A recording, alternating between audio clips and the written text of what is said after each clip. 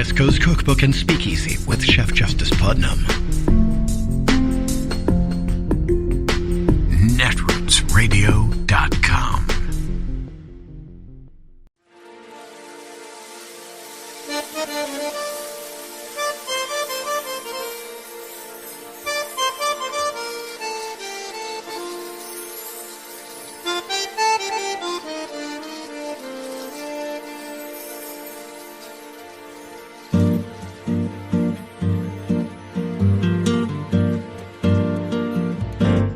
Je voudrais du soleil vert, des dentelles et des théières, des photos de bord de mer, dans mon jardin d'hiver.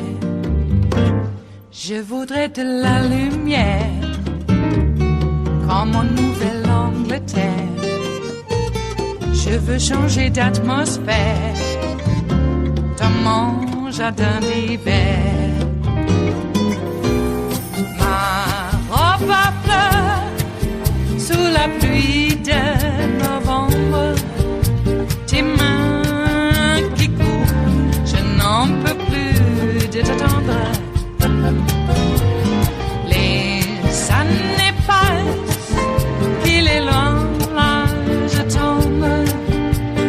Nul ne peut nous entendre. Je voudrais du Fred Astaire. So let's get into this controversy in the Fulton County District Attorney criminal RICO case against Donald Trump and about 18 others. I think there have been 4 convictions already. 4 people have pled guilty. So certainly this team that has been assembled by Fulton County District Attorney Fani Willis has been doing impeccable. Let's call that a stipulated fact. Not only in the state court criminal proceedings, but some of the best legal work I have seen in my life. Full stop. In the federal court proceedings. I mean, Fani Willis is going against some of the top lawyers, federal practitioners who have thrown everything at her in the federal court in Georgia, in the 11th Circuit Court of Appeal, and Fani Willis's team has crushed it. They've won everything. So from a merits-based perspective, I don't know how you can look at the work that's been handled and saying there are unqualified people on Fani Willis's team, incompetent people, or people who don't deserve to be on the team. So I think I want to start with what I believe is an undisputed fact right there. Then we have in this past week Michael Roman, one of the co-defendants of Donald Trump, someone who we know is cooperating with special counsel Jack Smith. And you think about Jack Smith's approach to this, right? Very surgical, not charging all these other people, listing some co-conspirators in the indictment of Trump, but not charging everybody. Because I think Jack Smith wanted to control it, contain it, be very surgical. Fani Willis said, I'm not going to do that. If you are involved in this criminal conspiracy, you are now a criminal defendant in the RICO case. So Michael Roman, a criminal defendant in the RICO case, he was involved in the fake elector scheme and helping assemble all of that, bring the fake elector ballots. He was one of the people really involved in that. But he filed a motion. His lawyers apparently were tipped off that Fani Willis was having a relationship, potentially a romantic relationship, with one of these special prosecutors on her team, someone by the name of Nathan Wade. Now, Fani Willis has both kind of in-house lawyers prosecuting the case, and she's brought on some outside people from private practice who become what are referred to there. But it's, the names can be different in different states, but these are special prosecutors, people who are hired from private practice who get paid by the municipality, in this case by the taxpayers in Fulton County, to be a part of this team. So Fani Willis brought on a number of these special prosecutors. One of them is Nathan Wade. And so what is being alleged is that Nathan Wade, one of the special prosecutors, is involved in a romantic relationship with Fani Willis. The way this got unearthed was through a divorce proceeding between Nathan Wade and his ex-wife, where they had previously filed in the divorce court back even in 2021 that there were irreconcilable differences dating back to 2021. But as we all know, the family court, divorce court can get very, very, very nasty. And so some new filings were now made, Popak, a few years later, that are conspicuously timed with the motion that is being filed by Trump's co-defendant Michael Roman here for this improper relationship, tainting the process and therefore alleging that all of this should be dismissed. This filing in a parallel divorce proceeding that was pretty dormant, all things considered, for some time, alleging this relationship with Fani Willis, requesting a deposition of Fani Willis in the divorce proceeding, which Fani Willis had to respond to. And I think it is an undisputed fact that we learned this from the divorce proceeding, that Nathan Wade went on at least a few trips with Fani Willis that Nathan Wade paid for. But the question is that payment, since he's being paid from taxpayer money to be a special prosecutor, and to be clear, it's about $250 an hour. It's not an exorbitant fee. It's probably significantly less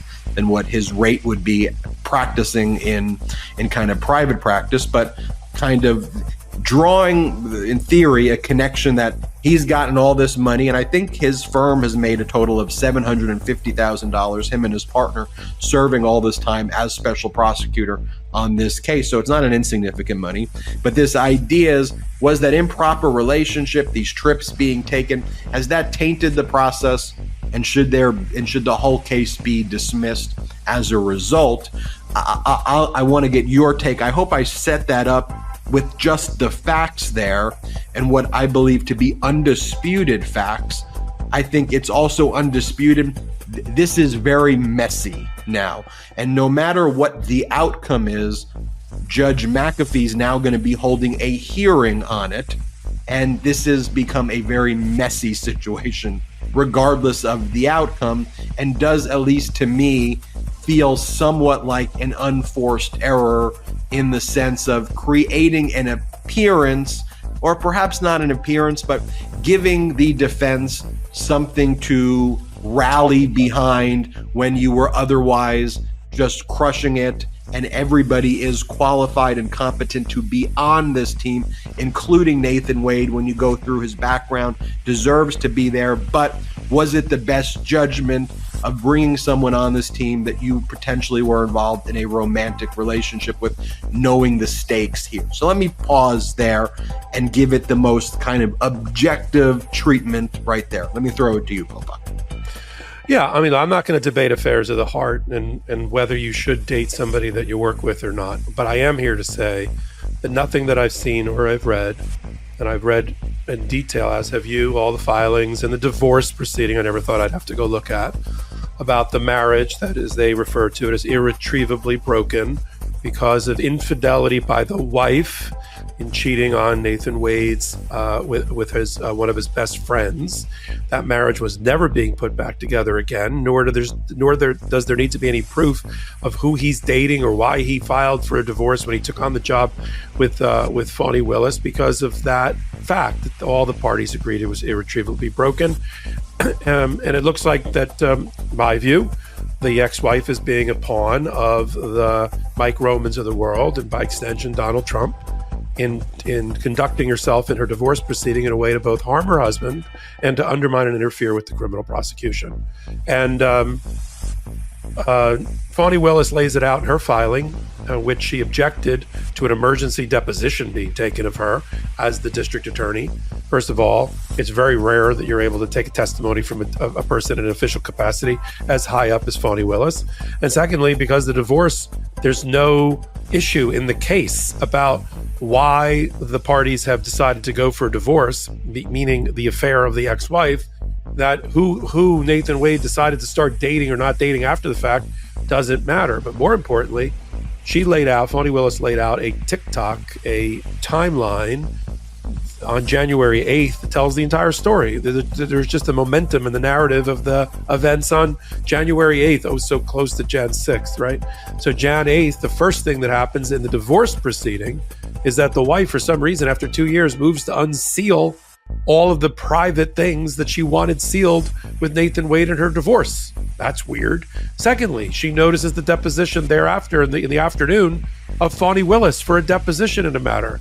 And then at 4 o'clock that same day, Mike Roman files his motion to disqualify, claiming that there is an illicit affair going on between Fani Willis and her special counsel, same side of the V, work in the same office. I don't know why this is not an HR matter, as Karen Friedman-Nicolo so eloquently put it on Wednesday's show. But somehow this undermines the very validity and integrity of the prosecution, to which I respond, how? First of all, I want to make it clear, because sometimes we use shorthand, even on this show, where we take pride in not using shorthand and not assuming anything. Fani Willis and the Fulton County District Attorney's Office did not indict Donald Trump. Let me repeat. She did not indict Donald Trump. Prosecutors only indict when they use something called an information. When they use an indictment, it comes from a grand jury. Not just one grand jury. There was a special purpose grand jury that was in place for 7 months, put on dozens and dozens of witnesses, and a very hard-fought amount of witnesses where Fani Willis had to pop out to federal court on numerous occasions to get certain witnesses to appear. They recommended 20 people be indicted, among them Donald Trump. Then there was a 4-month gap while her office did more work, more investigation. That's what prosecutors do. They use prosecutorial discretion as to whether they're going to seek an indictment. They do the fact gathering and the investigation in order to present evidence to a grand jury, and the grand jury are the people that indict. So that's what happened. And the fact that Nathan Wade, who was brought in to supplement the existing team at Fulton County, at the Fulton County DA, first of all, is not unusual. I did a compare screen on one of my hot takes. Special counsel Jack Smith, who we also think is doing an amazing job on this podcast, has spent $14 million. I mean, a third of it has been for his security needs related to Donald Trump. But $7 or $8 million of it is for his case. Now, with all due respect to Jack Smith, he's got a 4-count case against one defendant in D.C., and he's got Mar-a-Lago, which you're going to explain is on life support, mainly because of a judge that's down there. But he's got a simpler case. Fani Willis took on a much more sprawling indictment. 40 counts, 17 defendants, criminal RICO, spanning multiple battleground states, including Georgia. That's a harder case. The fact that her office only needed $1 million tops, $1 million more to do a special purpose grand jury, an indictment, and then I want to give you her score. I want to give our audience her scorecard. She conducted a special purpose grand jury masterfully. A report resulted from it after putting on dozens and dozens of witnesses, including many against their will. She then regrouped and did a regular grand jury and got an indictment. She's had to fend off successfully dozens of motions, bail hearing, and arraignment hearings. She's already gotten 4 felony and misdemeanor convictions of main people, including 3 lawyers for Donald Trump to turn state's evidence. She's won twice when people, 3 times, when people claim to have federal removal powers to take their case out of Fulton County and over to federal court. She's won that at every level. She's gotten dozens of cooperating witnesses and witnesses' testimony. She's forced people like Mike Pence to testify after going through a series of litigation related to speech and debate clause. These are all things that we admire, as you pointed out at the top of the segment about her. And she did all of this for her budget and an extra $1 million? I mean, and that's one. Secondly, there is no allegation, this would shock me, that Fani Willis put on expensed on the Trump account her trips off time to go to Napa Valley at a DoubleTree hotel. I'm not making this up. Or go on a cheap Carnival cruise to the Bahamas for a weekend. Now, if she had booked that to the Trump account with state dollars, I'd be like, oh, that's not good. But the fact that Nathan Wade works for a living and his law firm received revenue for him killing it as a special prosecutor, one of 3. And the fact that then his disposable income is however he pays himself, and he decided to spend $3,000 or $4,000 taking a couple of trips, that in no way undermines the validity, the sanctity of the due process rights or rights to a fair trial by any of the defendants, including those named Trump or Mike Roman. It's just a way to embarrass, harass, give them something to talk about, put her through the ringer when they couldn't get rid of her at the state house level as a prosecutor. They're going to go after what they don't like in this relationship. And I give Fani Willis a lot of credit, because she didn't just shirk away and slink away and act embarrassed, because she's not. She took to the pulpit, literally, the day before Martin Luther King Day, and she told her authentic story about why she believes her judgment is being questioned, her professionalism is being questioned by hiring a person who was a former judge, a former prosecutor, a defense lawyer, and has been hired around the state, including by white sheriffs, to represent them as special counsel. That's what this guy does when he's, as part of his practice. You and I have a practice. As part of Nathan Wade's practice, he hires himself out as a special prosecutor when prosecutors or others need somebody to investigate something or handle a matter. That's what he does for a living. And to have Ashley Merchant, the lawyer for Mike Roman, right, get on her high horse, and I looked her up too, okay, and her experience, which pales by comparison. She couldn't hold Nathan Wade's jockstrap, sorry, in terms of legal prowess, in terms of experience, right? She said, well, he's never tried a RICO case. I got news for Ashley Merchant.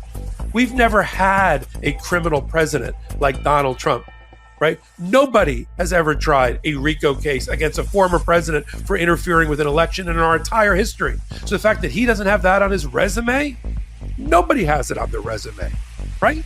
But what does that mean? He's not a qualified member of the bar and a 20-year lawyer and a former judge that can't handle a case? I mean, come on. You know, Barbara Jones, who we like a lot, a white former federal judge, she's never been a monitor over a former president's business affairs before, but she was able to pull that off. But I'll end it at this, Ben. I agree with you at the way you recited it. It is a bit of an unforced error. We've seen this one other time with Fani Willis, where she sponsored a fundraiser for somebody that was running against one of the people that she was potentially investigating and prosecuting on the GOP side. Maybe that wasn't so great, but that you know, the moment he joined, he filed for divorce, and they have some sort of after hours relationship in their off time. Who cares? I mean, and I'm not sure they would be doing this against anybody if it wasn't Fani Willis, another strong black woman like Letitia James in New York, against Donald Trump.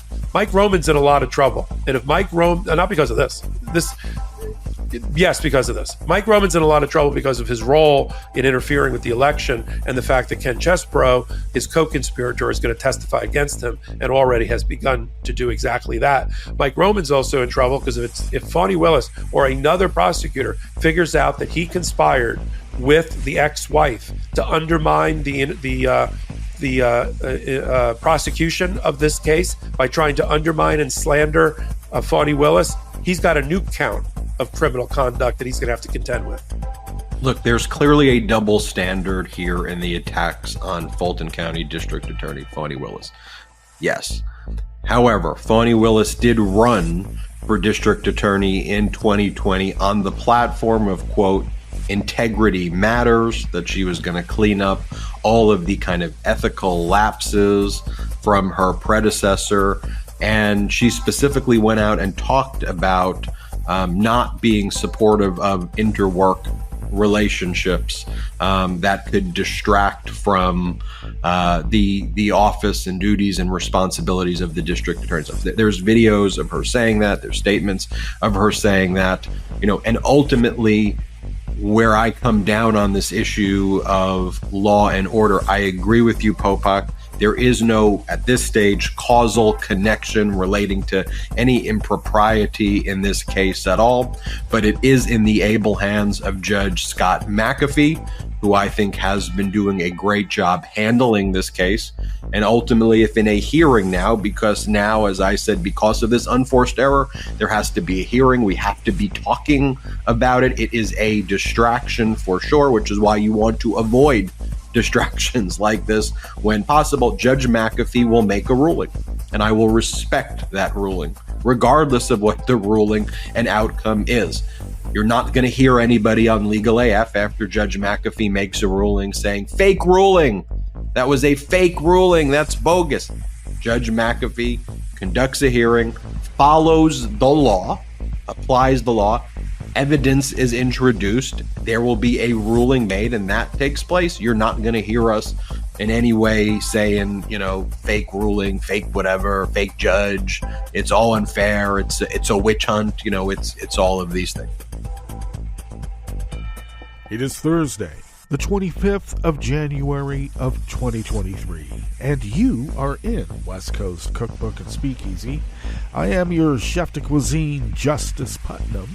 Gunner, the English bulldog, is our snoozing sous chef. Precious, the little Yorkie, is our door girl, and she will be seating you directly for our especially special daily special Metro Shrimp and Grits Thursdays. A little bit of jambalaya, a little bit of spice in your life.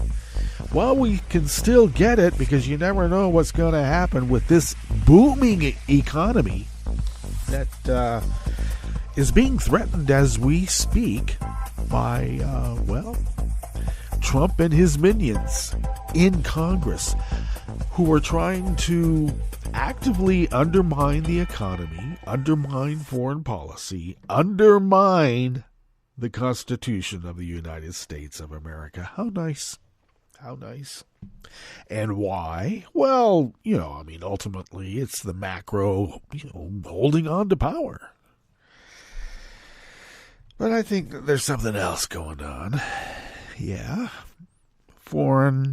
Hostile foreign actor or two or three. Whoever pays, all right? The whole of the Republican Party is now at war with the United States of America. Why won't we just admit it? From the rat fucking of a Mike Roman and the Fani Willis trial to Greg Abbott writing a manifesto. F you, buddy. Yeah, we'll see. I got to tell you, when you're a temporarily embarrassed poet, philosopher, king like moi, you know that you don't get anywhere without a navy. Okay? Apparently, Greg Abbott never got that lesson in, autocracy. Jeez. This is the problem with people not getting into the humanities. Read a book or two. Everybody knows that Byron was the one who said, look, if you're going to be a poet, philosopher, king, you got to have a navy. And so he amassed a navy, Byron. Yeah, granted, it got blown in the Mediterranean and he drowned, but, come on. It was Byron. Got to have a navy. No wonder Mary Shelley wrote Frankenstein, huh? If only people took a few humanities classes instead of, mail order degrees from Heald. Does Heald still exist? Probably not anymore, huh? They'll be back. Corinthian. Yeah, that's a Florida mail order school. They'll be resurrected too. Boy, we got all this going for us. They can't get enough people to work in this booming economy. They got to get kids at age 8. Put in 8-10-hour days. No problem.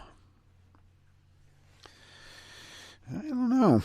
Is that evolving to a better democracy? No, it's not. They don't want a better democracy. A better democracy means that people have choices, and they don't want people to have choices. They've taken all of our choices away already. Every car looks pretty much the same, and they've been doing that for a while. Boxy boxes. Even that monstrosity, that thing that they call the Cybertruck, that is not a truck. What is it, one might ask? Well, I'll tell you. It's an urban assault on the senses vehicle. Okay? A truck. Give me a break. Might be able to get a grocery bag or two in the back of that truck. No one's hauling lumber. Or steel. Okay? No one. Not in that thing. So, they've taken our choices away, and now they want to take even more choices away from us. And I'm not saying that we need Dean Phillips. That's not a choice.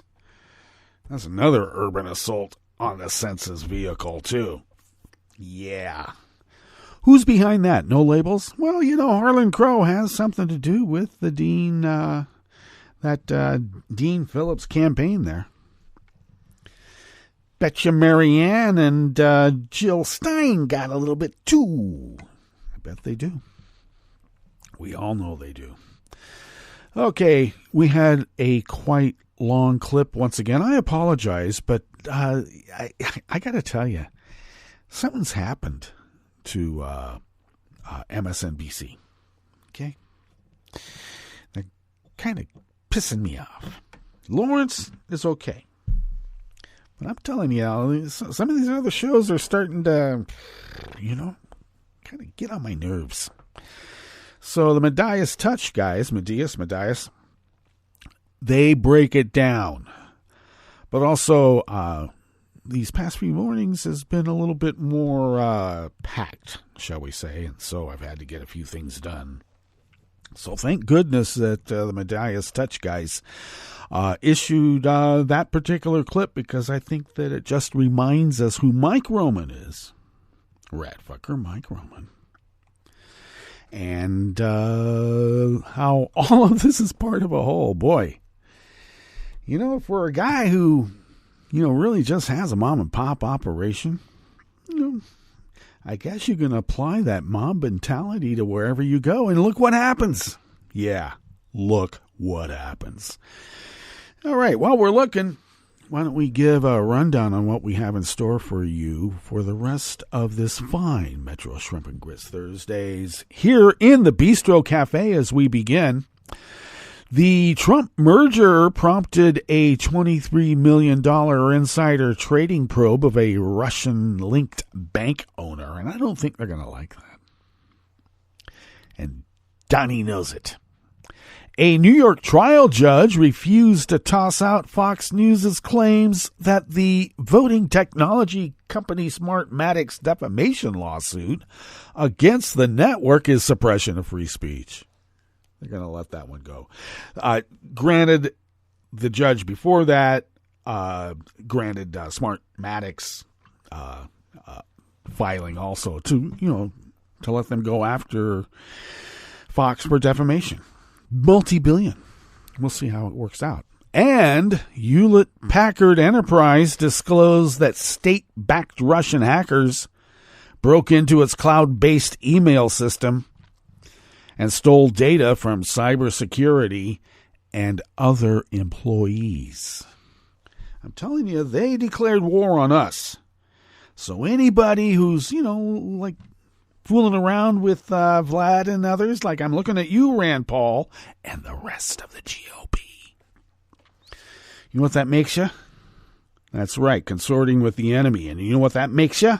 Starts with a T, ends with an R. And I'm not talking about pirates.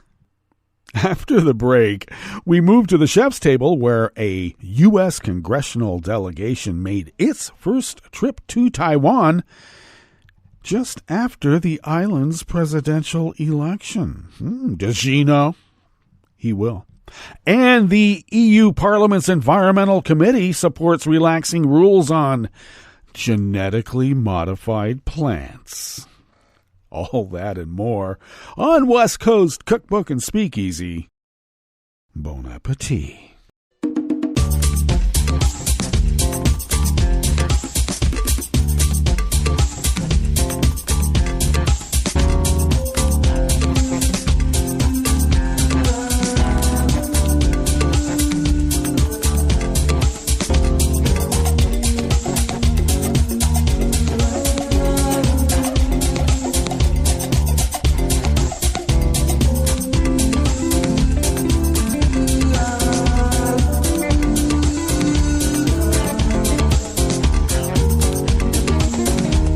Maybe we'll give the particulars that we give at this particular time tomorrow. Maybe. We'll see. In the meantime, why don't we just tuck into this first offering here in the Bistro Cafe of West Coast Cookbook and Speakeasy, and it is out of Raw Story by M.L. Nestle. An insider trading investigation involving a merger between a Miami-based company, Digital World Acquisition Corporation, otherwise known as DWAC, and the Trump Media and Technology Group Corp, known as TMTG, has exposed the nearly $23 million windfall pocketed by Russian-American businessman Anton Postanolikov, according to the Miami Herald. Postanolikov owns a Caribbean bank servicing the porn industry and loaned $8 million to Trump's media company, which is the parent of Truth Social, according to several news reports. The Russian-American owns homes on the exclusive Fisher Island and is the nephew of a former high-ranking Russian government official who served under Putin. Well, they all do. Otherwise, they don't live. And even when they do, sometimes they don't live. Allegations of insider trading came to light in court documents filed in Manhattan's federal court as part of a securities fraud case charging 3 South Florida men, according to the Securities and Exchange Commission in a release. They are, forgive me for butchering their names, but I will, Michael Schwartzman, age 52, of Sunny Isles Beach, Gerald Schwartzman of Aventura, I guess I'm not messing up their names so badly after all, and Bruce Gerlich, age 54, of Fort Lauderdale, and Rocket One Capital, LLC. So far, Postanolikov, age 41, has not been charged with any wrongdoing. However, the Herald reported that more charges could be coming based on recent filings in the case, though it remains unclear if he would be added as a defendant in the case, but his name has surfaced in FBI search warrant applications filed in the insider trading case, showing that agents were probing his relationship with the 3 defendants and closely looking at his trades before and after the October 2021 merger, according to the SEC. Trump is the chairman of TMTG, and he remains the leading candidate to claim the GOP presidential nomination. He has also not been suspected of any foul play related to this case, but I just like to, include him anyway, because the guy's dirty and we all know it. In an April 2023 financial disclosure, the Herald reported that Trump confirmed he owns 90% of the company and its estimated worth to be between $5 million and $25 million. I like that range. Last year, DWAC agreed to settle for $18 million with the SEC should the merger happen, and admitted to fraudulently misleading investors about its merger plans with Trump Media.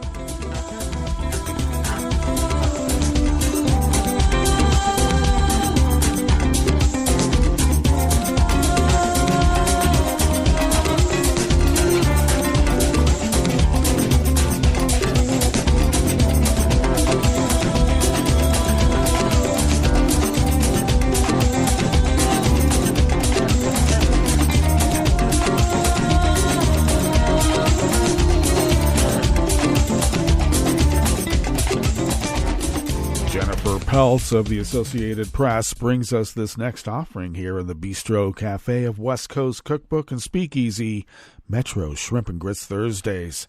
A judge refused to toss out Fox News' claims that voting technology company Smartmatic is suing the network to suppress free speech. The ruling means that both Smartmatic's multi-billion-dollar defamation lawsuit and the network's counterclaims can continue toward an eventual trial.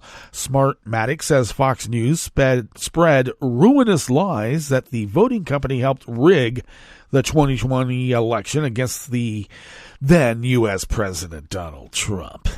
The network denies the allegations and is countersuing under a New York law against launching baseless litigation to squelch reporting or criticism on public issues known as strategic lawsuits against public participation, or SLAPP in legal parlance.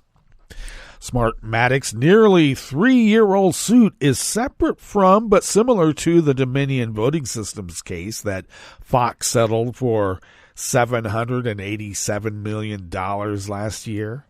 Fox didn't apologize, but acknowledged that the court in that case had found certain claims about Dominion to be false. Oh, really? Both sides in the Smartmatic case have tried unsuccessfully to get the other's claims tossed out. Trial and appellate courts already gave Smartmatic the green light to continue. And then on Wednesday, trial judge David B. Cohen said Fox News' counterclaims also could go ahead.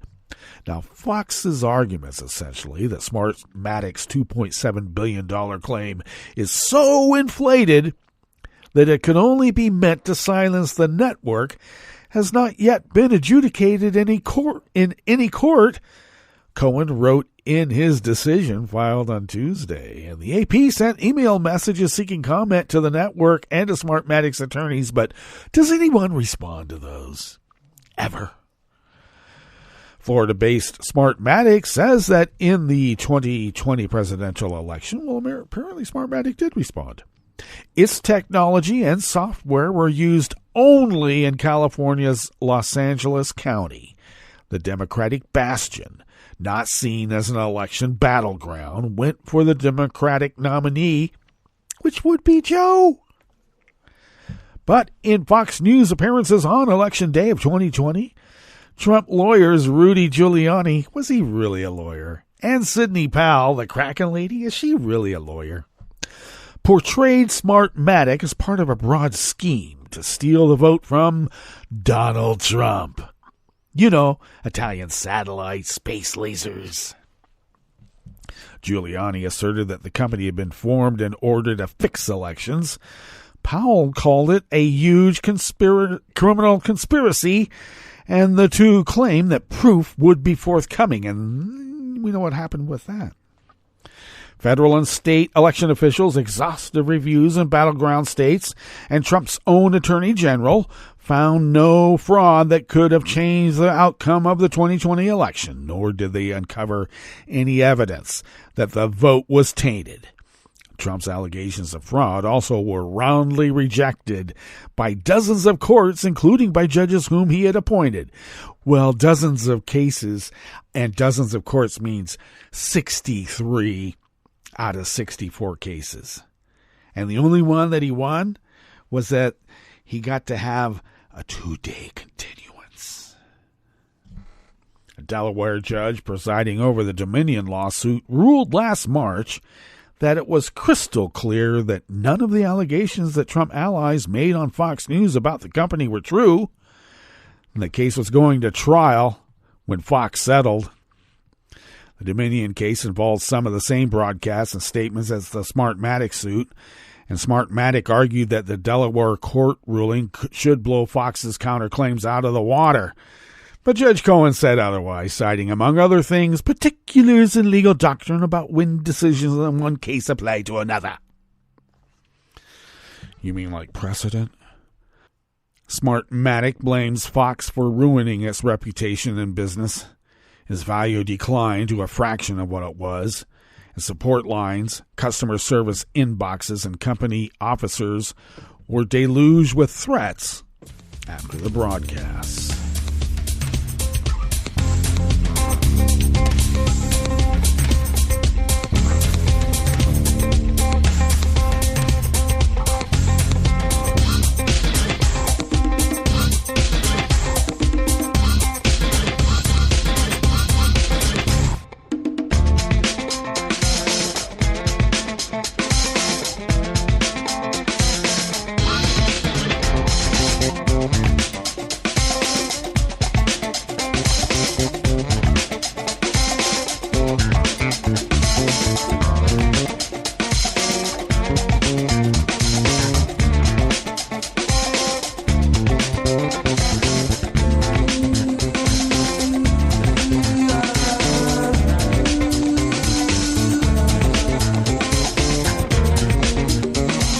Jack of the Associated Press brings us this final offering here in the Bistro Cafe part of West Coast Cookbook and Speakeasy. Hewlett-Packard Enterprise disclosed yesterday, Wednesday, that state-backed Russian hackers broke into its cloud-based email system and stole data from cybersecurity and other employees. The provider of information technology products and services said in a Securities and Exchange Commission regulatory filing that it was informed of the intrusion on January 12th, and we're just finding out about it now. It said it believed the hackers were from Cozy Bear, a unit of Russia's SVR Foreign Intelligence Service. Microsoft reported last week that it also discovered an intrusion of its corporate network on January 12th. The Redmond, Washington tech giant said the breach began in late November and also blamed Cozy Bear. It said the Russian hackers accessed accounts of senior Microsoft executives as well as cybersecurity and legal employees. Cozy Bear was behind the SolarWinds breach and focuses stealth intelligence gathering on Western governments, IT service providers, and think tanks in the U.S. and Europe. Company spokesman Adam R. Bauer, reached by email, would not say who informed the company of the breach. We're not sharing that information at this time. Bauer did say that the compromised email boxes were running Microsoft software. Well, let us now get to our break, and when we get back from that break, we will go through weather from around the world, and we will finish up with the stories that we've curated for you today. You are listening to West Coast Cookbook and Speakeasy, and we will be right back. You are listening to netrootsradio.com. Please hang up and try again.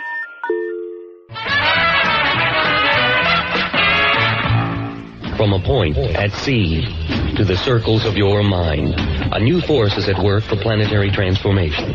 New radio for a new Earth.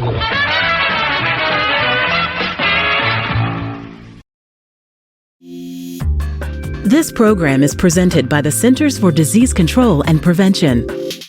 Arthritis is common among veterans.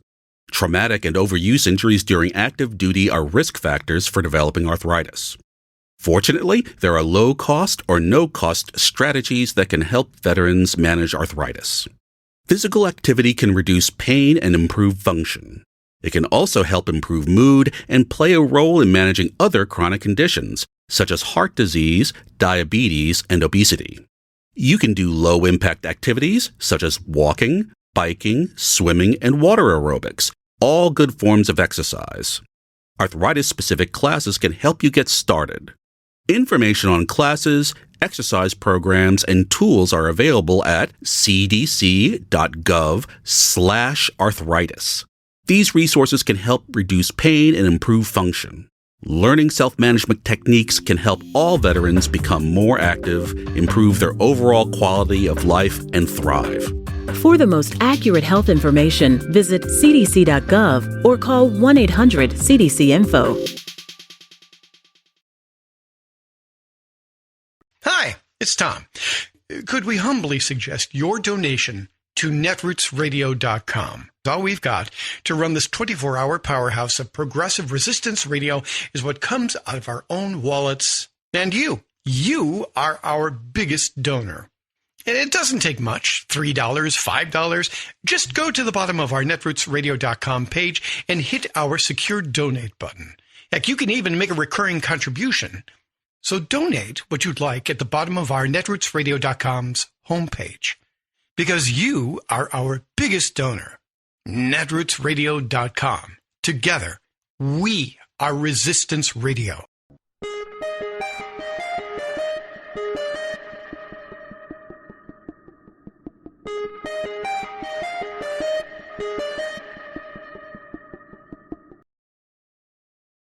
A real-life get-out-of-jail-free card? Seriously? I'm Baratunde Thurston from The Onion, and also,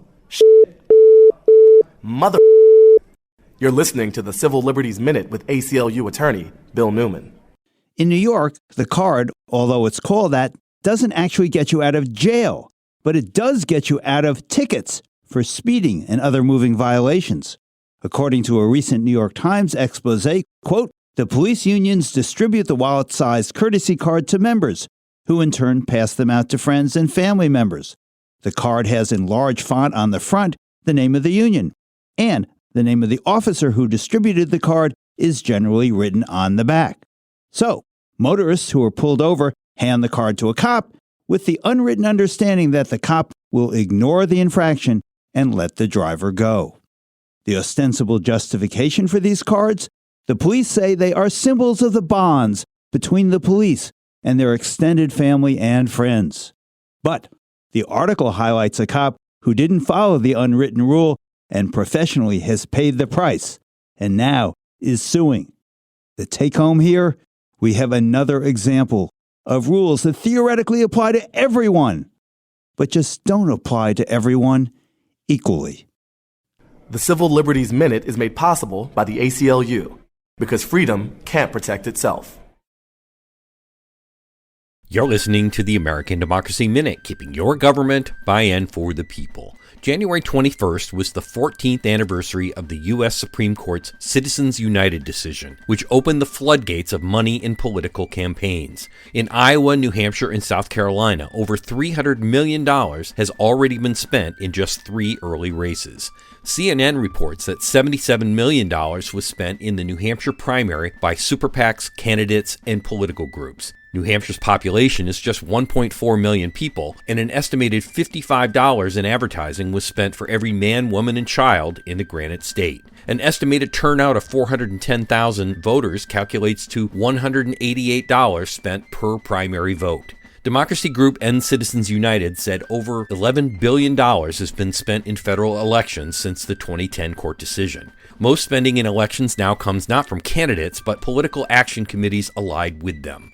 End Citizens United notes that 96% of outside spending has occurred since the Citizens United decision. In the early Republican races alone, NPR reports that Nikki Haley's campaign spent $9.3 million, but her super PAC and Cookbook Americans for Prosperity spent $62.8 million.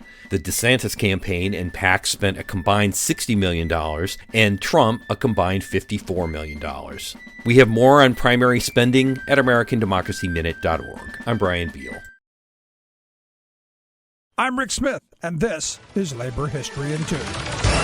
After an election, have you ever found yourself scratching your head, wondering why it seems that working people vote for candidates who don't represent their interests? Well, that feeling's nothing new. Back in 1912, Ernest Rebbe of the Industrial Workers of the World created the comic strip character Mr. Block.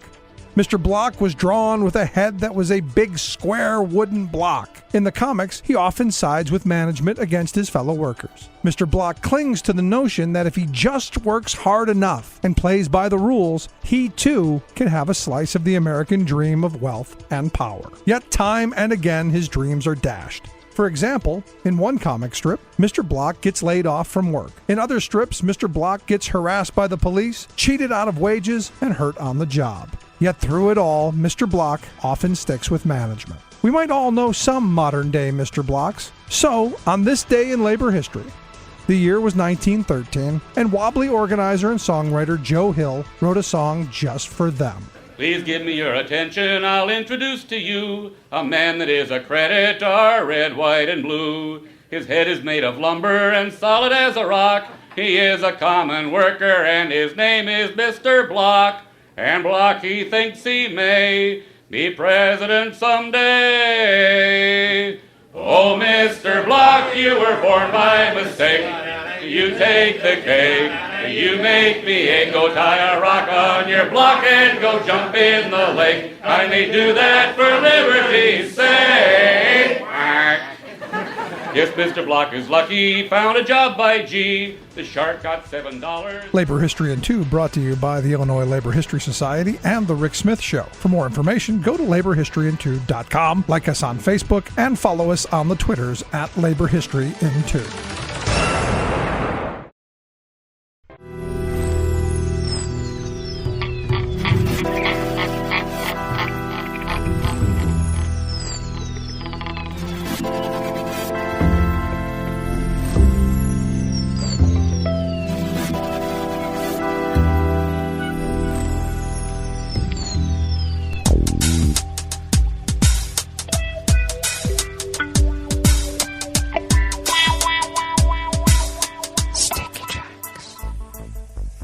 Thank you for accompanying us here to the Chef's Table at West Coast Cookbook and Speakeasy, Metro Shrimp and Grits Thursdays. A little bit of jambalaya, a little bit of spice in your life. We always begin, whether from around the world, along the banks of the Rogue River, in the Rogue River Valley of Southern Oregon on the west coast of the continental United States of America, where it is currently 42 degrees Fahrenheit with foggy conditions.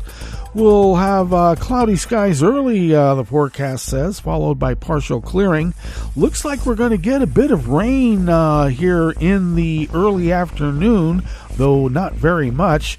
Then cloudy this evening with showers in the late.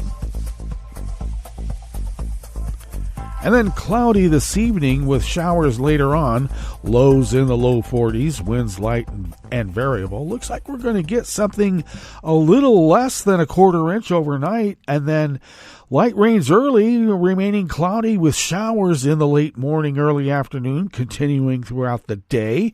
Highs in the low 50s, winds will be light and variable, and expecting over a quarter of an inch, and then another third of an inch coming on Saturday. Looks like pollen is still rated as none here in our little village of Rogue River, Oregon. The air quality index for the region is in the good range at 23 parts per million, and that daytime UV index is low at level 1. Barometric pressure is rising at 30.18 inches. Visibility is down to less than a half mile, and relative humidity is at 92%. Weather from around the world is brought to you by a crowd of crowdsourced weather stations that a crowd crowdsources from around the world, and that is the Weather Underground. London is 55 degrees and cloudy. Paris is 55 degrees and cloudy.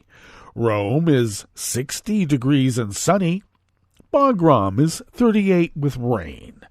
Kyiv is 38 with rain showers. Hong Kong is 55 and fair.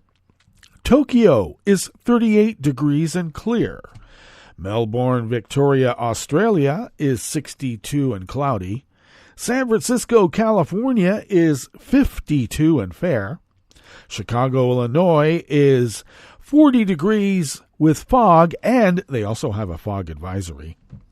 And New York, New York is 52 degrees Fahrenheit, cloudy, with also a fog advisory. And that is weather from around the world, brought to you by a crowd of crowdsourced weather stations that a crowd crowdsources from around the world.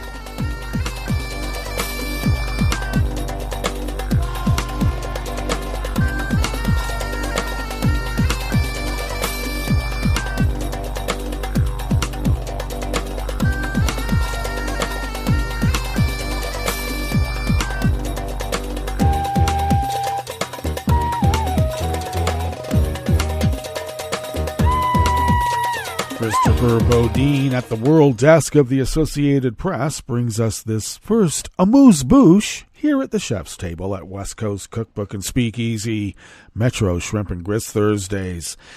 The co-chairs of the U.S. Congressional Taiwan Caucus opened the first trip by U.S. lawmakers to the island on Wednesday yesterday, where the independence-leaning Democratic Progressive Party won a third straight term in presidential elections this month.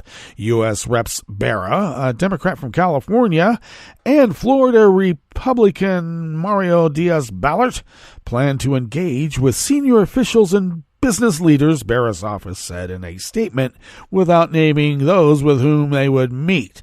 China, America's chief competitor for global influence, claims Taiwan as its own territory and threatens to use force to bring it under its control. Beijing strongly condemned the election of current Vice President Lai Ching-te as Taiwan's leader and appears set to continue its policy of refusing to engage with the island's government, first set down following the election of the DPP's Tsai Ing-wen in 2016.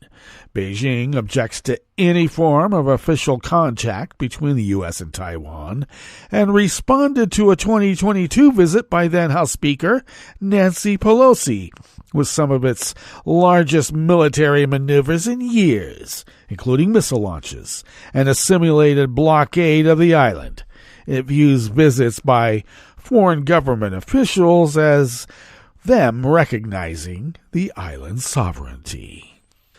Now, President Joe Biden has sought to calm that complaint, insisting there is no change in America's long-standing one China policy, which recognizes Beijing but allows informal relations and defense ties with Taipei.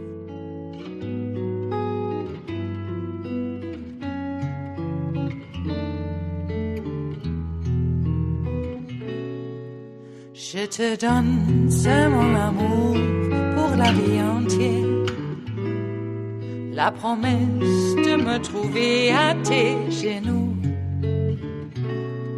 Aussitôt que tu m'appelles, rester toujours fidèle, c'est tout, c'est tout.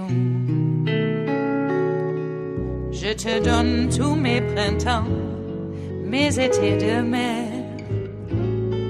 mes automnes quand les feuilles tombent partout. Si ce n'est pas une bonne affaire, je te donne tous mes hivers. Samuel Petroquin of the Associated Press brings us this final amuse-bouche here at the chef's table at West Coast Cookbook and Speakeasy. Lawmakers on the European Parliament's Environment Committee backed a proposal to relax rules on genetically modified plants produced using so-called new genomic techniques, prompting strong criticism from environmental groups. The issue of genetically modified organisms divided the European Union for a generation before the bloc adopted legislation in 2001.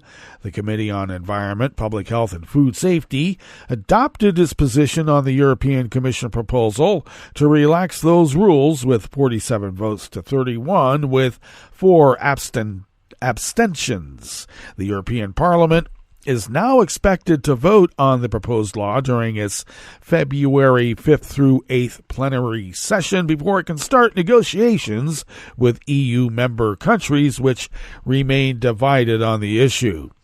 Earlier this month, 37 Nobel Prize winners and other scientists urged EU lawmakers to support new genomic techniques, or NGTs, and reject the darkness of anti-science fear-mongering. The current legislation gives environmentalists the assurance that the EU won't turn into a free-for-all for multinational agro corporations to produce GMOs in bulk and sell products to the bloc's 450 million citizens without detailed labeling and warnings.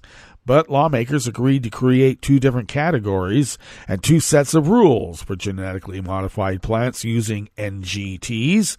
Those considered equivalent to traditional crops would be exempt from GMO legislation, but Other NGT plants would have to follow current requirements.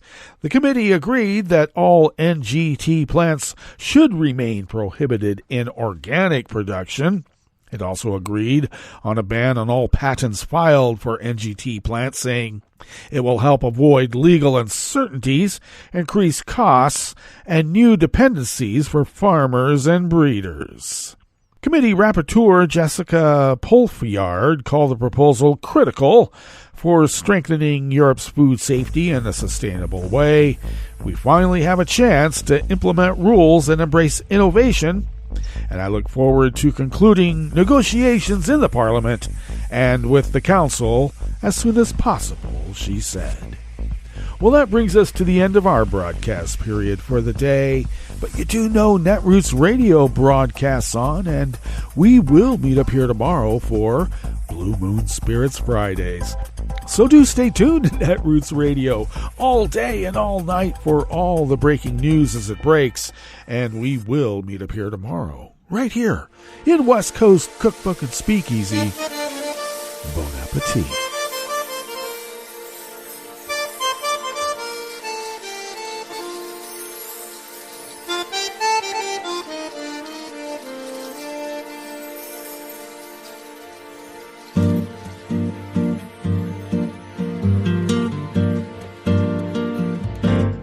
Je voudrais du soleil vert, des dentelles et des théières, des photos de bord de mer, dans mon jardin d'hiver.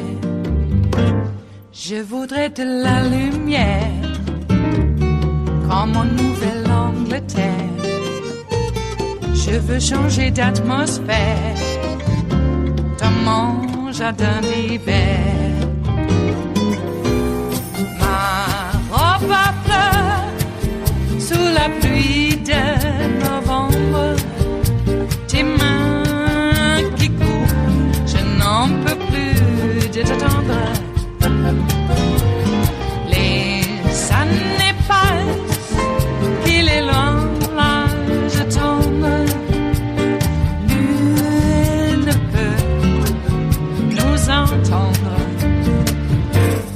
Je voudrais du Fred Astaire, revoir un latte Goël. Je voudrais toujours te plaire dans mon jardin d'hiver. Je veux déjeuner par terre, comme au long de golfe clair, t'embrasser les yeux ouverts dans mon jardin d'hiver.